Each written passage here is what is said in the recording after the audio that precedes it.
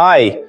Today we will talk about the Pike County Correctional Facility Detention Center in Pennsylvania and discuss how one can get out of it. Many migrants trying to enter the US through the border with Mexico often find themselves in immigration jails, from which it seems impossible to escape at first.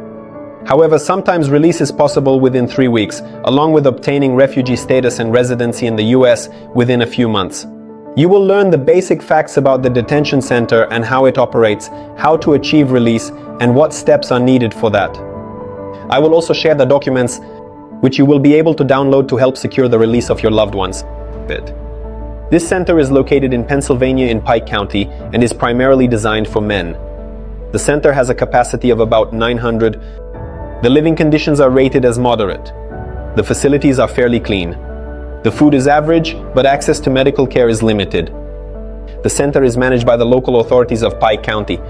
In collaboration with ICE, the daily routine includes waking up at 6 a.m.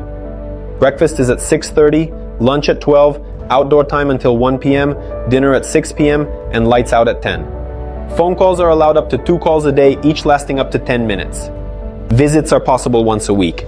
By appointment, according to statistics, about 40% of people are deported, about 45% are released within a month, and about 5% are granted asylum. To get out of this center, you need to be persistent, call, write appeals, and interact with lawyers and ICE officers. Only an active approach will help you speed up the release process. To achieve release from the detention center, it's important to understand that 2 processes are happening simultaneously. The release process aimed at getting out of the center and the immigration process related to applying for asylum. These processes run parallel to each other and do not intersect. For example, the master hearing has no impact on the possibility of getting out of the center. Let's look at the main ways to secure release. The first way is to be released on parole. This is the fastest way to get released from the detention center. This requires a sponsor who is a US citizen or holder. Green cards. The sponsor prepares a package of documents including a sponsorship letter.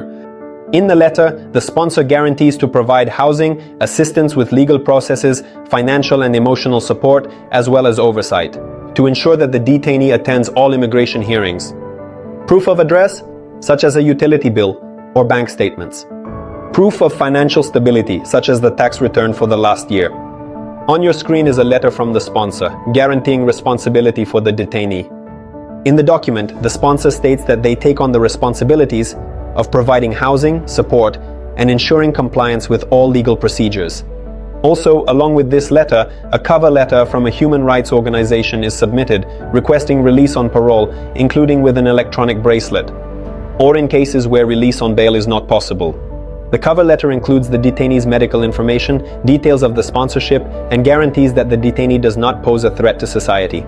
Documents can be sent to ICE via email, fax, regular mail, or delivered in person by the detainee. Regularly sending requests and letters helps speed up the process.